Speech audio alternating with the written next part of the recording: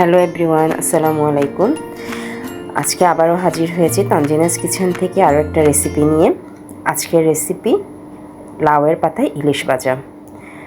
রেসিপিটার জন্য আমাদের ইলিশ তো অবশ্যই লাগবে।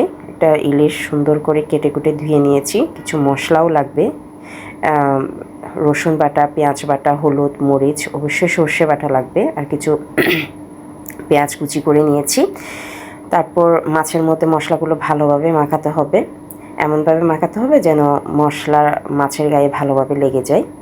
বাজে স্মেলটা অ্যাভয়েড করার জন্য আমরা এখানে লেবু পাতা অ্যাড করব, আর ঝালটা যদি একটু বেশি চাই তাহলে কিছু কাঁচামরিচ এভাবে ভেঙে দিতে পারি। তারপর আমরা তেল দিব, খুবই সামান্য, বেশি প্রয়োজন নেই, দিয়ে ভালোভাবে মাখাতে হবে। এমনভাবে মাখাবো মশলাটা যাতে ভালোভাবে মাছের গায়ে লেগে যায়, কারণ প্রত্যেকটা মাছ আলাদা আলাদা করে আমরা লাউয়ের পাতায় মোড়াবো। সেজন্য আমাদেরকে লাউয়ের পাতা লাগবে। লাউয়ের পাতায় ইলিশ আর মশলা, তারপর কাঁচামরিচ, একটা লেবু পাতা দিব যাতে বাজে স্মেলটা না হয়, দিয়ে মুড়িয়ে সুন্দর করে মুড়িয়ে নিব। কচি লাউয়ের পাতা হলে এখানে আর অনেক বেশি ভালো হবে।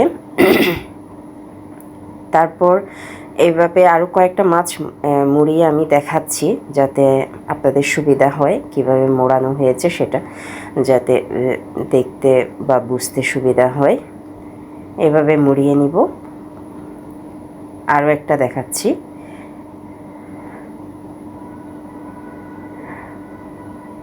মাছের সাথে অবশ্যই আমরা পরিমাণ মতো মশলাও ওখানে লাউয়ের পাতার ভিতর দিয়ে দিব যাতে মাছটার স্বাদটা ভালোই আসে।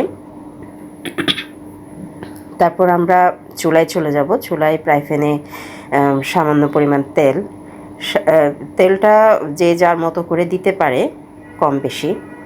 তারপর মাছগুলো দিয়ে নিব। মাছগুলো দিয়ে আমরা কিছুক্ষণের জন্য একটু ঢেকে দিব।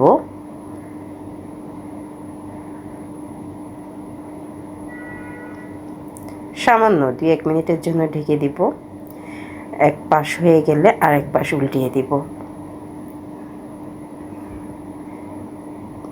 ভাজা ভাজা হওয়া পর্যন্ত রান্না করব।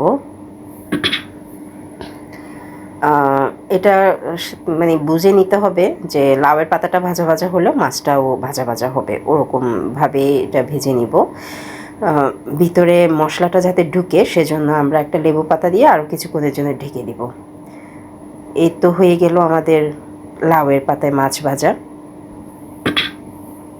এবার আমরা উঠিয়ে গরম গরম সাদা ভাতের সাথে এভাবে পরিবেশন করতে পারি। আমি যেভাবে পরিবেশন করেছি, সাদা ভাতের সাথে অবশ্যই এই রেসিপিটা খুবই ভালো লাগবে।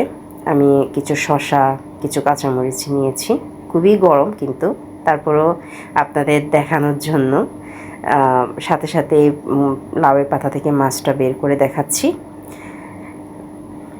তার মাছটা থেকে একটু লাউয়ের পাতাটা সরিয়ে মাছটা একটু হালকা ভেঙে গরম ভাতের সাথে খেয়ে দেখব কেমন হয়েছে। আপনারাও এভাবে রান্না করে খেয়ে দেখবেন, অবশ্যই অনেক ভালো লাগবে, কারণ খুবই অল্প মশলায় মাছটা রান্না হয়েছে।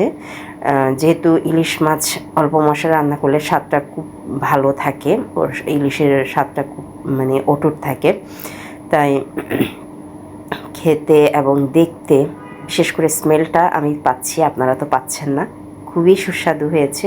স্মেলের কারণে তো অনেক বেশি মজা লাগছে। এবার খেয়ে দেখব। খুবই খুবই খুবই মজা হয়েছে।